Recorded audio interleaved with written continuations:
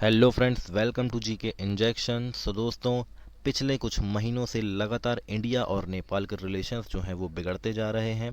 नेपाल की तरफ से लगातार एंटी इंडिया स्टेटमेंट्स आ रहे हैं और नेपाल ने अभी एक अपना न्यू मैप भी जारी कर दिया था, जिसमें उन्होंने जो हमारे तो तीन क्षेत्र हैं, काला पानी, लिम्फू धारा और लिपू लेक पास, इसको उन्होंने अपनी टेरिटरी में बताया है। तो ये बॉर्डर इशू के कारण भी इंडिया और नेपाल के रिलेशंस जो हैं वो बिगड़ते जा रहे हैं। और बेसिकली जो इनके बिगड़ने का रीज़न है वो है चाइना, क्योंकि चाइना का प्रभाव जो है दोस्तों, वो नेपाल की जो कम्युनिस्ट पार्टी है, जिनकी वहाँ पर अभी सरकार है, उसमें बहुत ही ज़्यादा इंटरफेरेंस है। अभी क्या होता है, रिसेंटली अगर हम देखें तो रिसेंटली नेपाल की जो कम्युनिस्ट पार्टी है, उनकी सरकार जो है वो खतरे में आ जाती है, क्योंकि उनके साथ जो पार्टी गठबंधन करती है वो अपना जो समर्थन है वो वापस ले लेती है।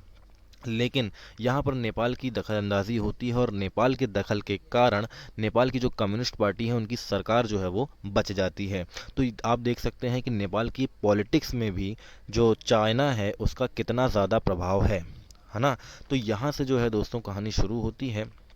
तो अब हम अपनी वीडियो में देखते हैं आगे कि क्या क्या घटनाक्रम जो हैं वो इनके दौरान होते हैं, यानी कि इंडिया और नेपाल के बीच में होते हैं, जिनके कारण इंडिया और नेपाल के बीच में जो रिलेशंस हैं वो अभी बहुत ही ख़राब हो रहे हैं।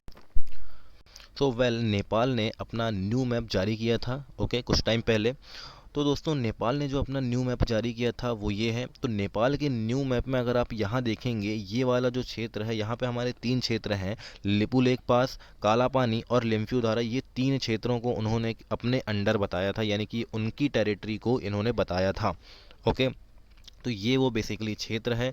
ओके, चलिए अब हम इसको बिल्कुल जूम करके देखते हैं कि ये क्षेत्र जो है वो कहाँ पर है। देखिए, ये आपको नज़र आ रहा होगा साफ साफ। देखिए, यहाँ पर है, ये वाला रीजन है काला पानी, ये है लिपू लेक पास और ये है लिम्फू धारा। तो ये जो इतना क्षेत्र है ये विवादित क्षेत्र है। अगर हम अभी की बात करें दोस्तों, तो अभी ये इंडिया के कंट्रोल में है। ओके, ये आप उत्तराखंड वाला एरिया देख सकते हैं, ये उत्तराखंड है और ये नेपाल है। तो हमारी जो बॉर्डर है नेपाल के साथ वो बेसिकली ये वाली बॉर्डर है, लेकिन नेपाल जो है काला पानी को वो शुरू से क्या कर रहा है दोस्तों, शुरू से क्लेम करता है कि काला पानी जो है वो हमारा है, यानी कि काला पानी के ऊपर नेपाल और इंडिया का बिल्कुल विवाद जो है वो बना रहता है। अब ये लिम्फू धारा वाली अगर हम बात करें, तो यहाँ से लेकर यहाँ ये वाला पूरा क्षेत्र जो है, ये नया क्षेत्र उन्होंने अपने मैप में डाला है, ये उनके मैप में पहले नहीं था, है ना। ये वाला पूरी की अगर हम बात करें तो ये वाला क्षेत्र जो है वो नेपाल के नक्शे में पहले नहीं था, लेकिन अब उन्होंने अपना नया मैप जारी किया है और नए मैप में ये तीनों क्षेत्रों को इन्होंने अपने अंडर बताया है, यानी कि अपनी टेरिटरी बताया है।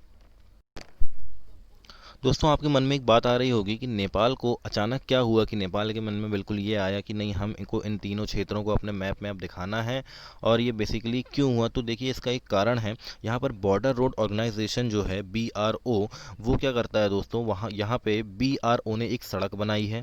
ओके, ये सड़क जो है, ये सड़क कैलाश मानसरोवर में जो भी तीर्थयात्री जाते हैं उनके लिए बनाई गई है, क्योंकि पहले जो है तीर्थयात्रियों को अगर हम देखें तो पूरे सिक्किम से होकर घूम के जाना पड़ता था। लेकिन अगर हम इस रोड की बात करें जो कि अभी अभी बनाई गई है BRO के द्वारा, बॉर्डर रोड ऑर्गेनाइजेशन के द्वारा, तो इससे क्या है दोस्तों, कैलाश मानसरोवर अगर किसी को जाना है तो कैलाश मानसरोवर जाने के लिए वो डायरेक्ट यहाँ से जा सकता है, उसको नेपाल से घूम के जाने की ज़रूरत नहीं है। तो इससे जो डिस्टेंस है दोस्तों वो शॉर्ट हो जाता है। ओके, एक ये कारण है। तो ये जो रोड बनाई गई है ये लिपू लेक पास के ऊपर बनाई गई है, ये लिपू लेक पास के ऊपर बनाई गई है। यही सबसे बड़ा कारण है कि नेपाल जो है वो इसका विरोध कर रहा है। ओके, तो नेपाल विरोध करने के कारण ही इसके बाद में नेपाल ने अपना एक न्यू मैप लेके आया, जिसमें आप ये देख सकते हैं ये वाले क्षेत्र को उन्होंने अपने अंडर में रखा हुआ है, यानी कि अपना अपनी टेरिटरी बता रखा है। लेकिन अभी ये जो कंट्रोल में है ये इंडिया के कंट्रोल में है, ये बात भी आपको ध्यान में रखना है। ओके, तो फाइनली दोस्तों यहाँ पर इंडिया का जो स्टैंड है वो क्या है, तो इंडिया ने इस मैप का विरोध किया है, ये आपको ध्यान में रखना है ना। इंडिया ने इस मैप का विरोध किया है। देखते हैं मिनिस्ट्री ऑफ एक्सटर्नल अफेयर्स ने क्या कहा है। देखिए, सबसे पहले तो आप ये समझ लीजिए कि new official map is artificial and unacceptable to China. Okay, and the Ministry of External Affairs said after Kathmandu unveiled the new political map that claimed Kalapani, Limfjudhara, and Lipu Lake of Uttarakhand as a part of its sovereign territory. Okay, तो यहाँ पर इन्होंने ये कहा है, okay, कि नेपाल का जो ऑफिशियल मैप है ये क्या है, आर्टिफिशियल है। ठीक है, और अनएक्सेप्टेबल है इंडिया के लिए, ये आपको ध्यान में रखना है। ओके, वेल ये तो होता है बॉर्डर इशू। ओके, और ये बहुत समय से चला हुआ आ रहा है, तो इसमें कोई प्रॉब्लम नहीं है।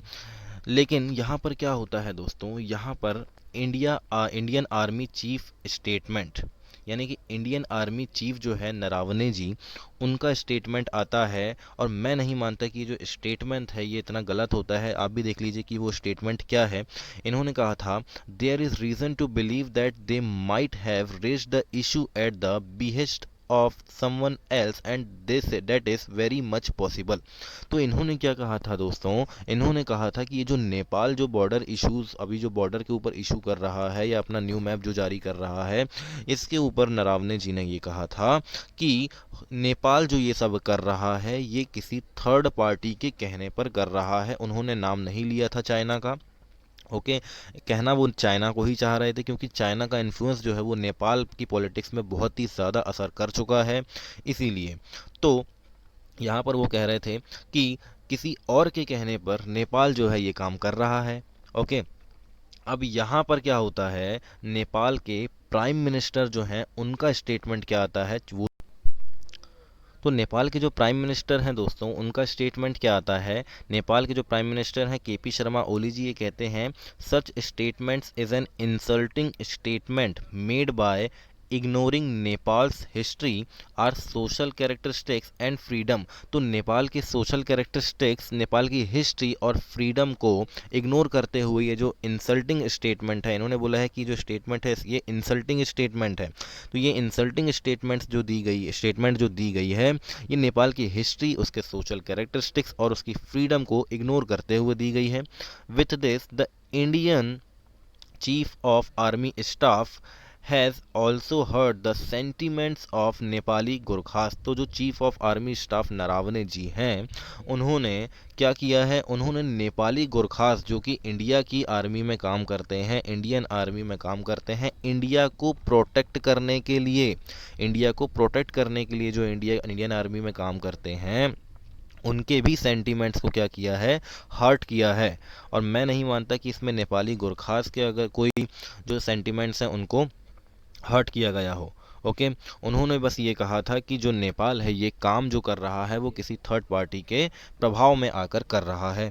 ओके, तो यहाँ पर ये इनके तरफ से स्टेटमेंट आती है कि नेपाली जो गोरखास हैं, इनके सेंटीमेंट्स को कहीं ना कहीं क्या किया गया है, इनके सेंटीमेंट्स को हर्ट किया गया है इस स्टेटमेंट के द्वारा। ओके, फिर उसके बाद क्या होता है दोस्तों, योगी आदित्यनाथ जो उत्तर प्रदेश के चीफ मिनिस्टर हैं, वो एक स्टेटमेंट आती है उनकी, वो एक स्टेटमेंट कहते हैं that before determining political boundary Nepal should think of long term consequence of it should also remember what happened of Tibet. तो यहाँ पर आदित्यनाथ जो हैं वो क्या कहते हैं कि नेपाल को अपनी बाउंड्री डिसाइड करने के पहले ये सोच लेना चाहिए कि इसका लॉन्ग टर्म इफ़ेक्ट क्या हो सकता है, और जो तिब्बत के साथ हुआ था ये भी नेपाल को ध्यान में रखना चाहिए।